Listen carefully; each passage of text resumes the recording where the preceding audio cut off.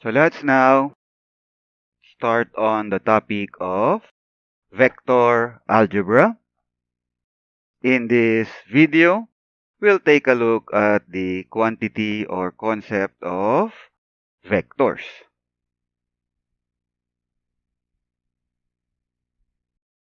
There are two types of quantities. You have scalars and vectors. Scalar quantities are quantities that have magnitude. So that's basically amount and unit. Examples of scalars: length, distance, speed, time, mass, energy, and temperature. Scalar quantities only have magnitude, amount, and unit. For instance, you have a bust that is 5 meters from the origin. Distance x is 5 meters. You have amount 5 and you have the unit meters. So distance, being a scalar quantity, only has magnitude. On the other hand, vector quantities not only have magnitude, but they also have direction. They have that additional information, direction. Examples of vector quantities include position, displacement, velocity, acceleration, force, momentum, energy change, and temperature change. For instance, position, you have the same object, same distance from the origin, 5 meters from the origin.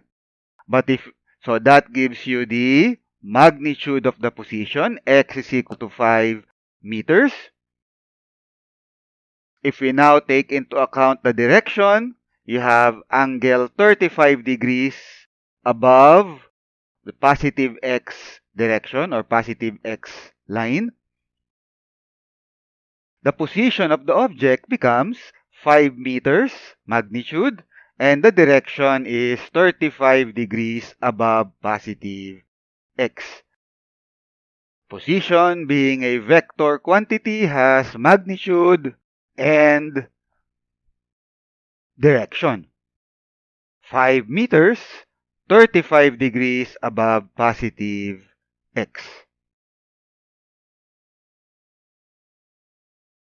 When doing analysis or calculations with scalar quantities, you can use your normal algebra, in doing addition, subtraction, multiplication, and division. Just bear in mind that when it comes to addition and subtraction of quantities, the quantities must have unit. So they must be the same type of quantity.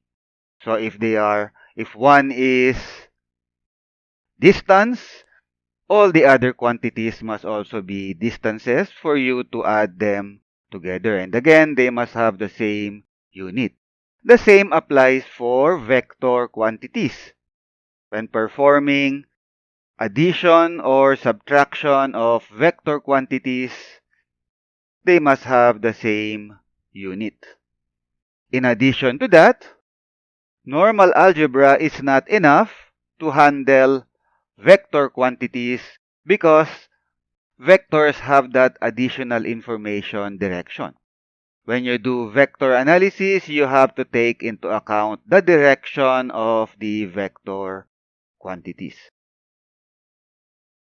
That's where vector algebra comes in. Displacement is change in position, and you'll recall displacement is a vector quantity. It has magnitude and direction. Suppose that the bust moves from point A to point B, displacement XAB, and then from there the bust moves to point C, displacement XBC. the resulting displacement as the object goes from point A to B to C, the resulting displacement is XAC.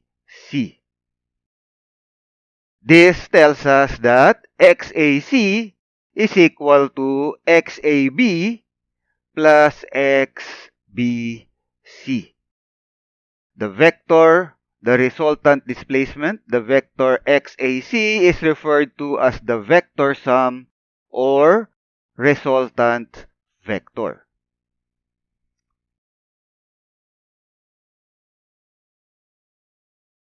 If the bust travels from A to C and then from C to point B, the bust undergoes displacement XAC and then XCB.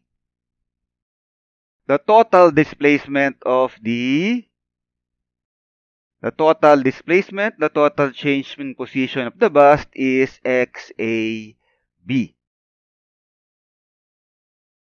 So just like in the previous situation, the resultant displacement XAB is equal to the sum of the individual displacements that the object underwent. So from A to C, XAC, plus from C to B, XCB, XAB is equal to XAC plus XCB.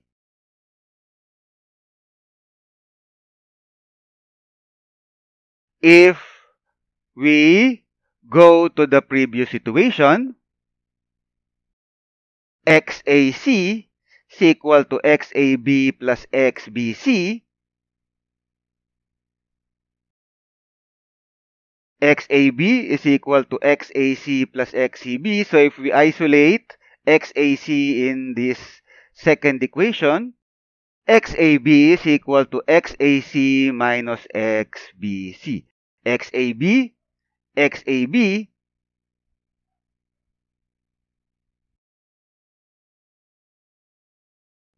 this implies that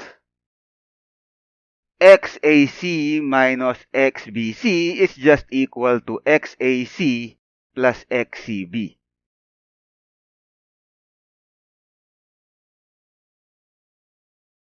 Telling us that XCB is equal to negative XBC.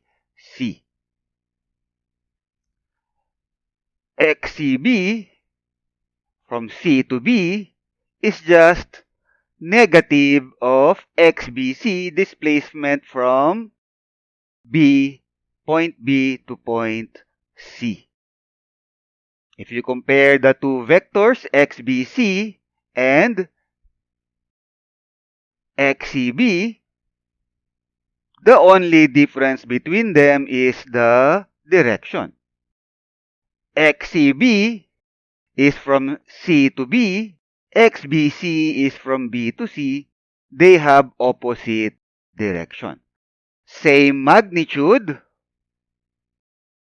but opposite in direction. The negative sign implies that the direction has been reversed. The negative of a vector is a vector with the same magnitude but opposite direction. And as we can see here, XAB is equal to XAC minus XBC. We can rewrite this equation as XAB is equal to XAC plus negative of XBC. Vector addition with negative of a vector applied, that's vector subtraction. So if you know how to do vector addition, you also know how to do vector subtraction technically. All you need to do is apply negative of a vector.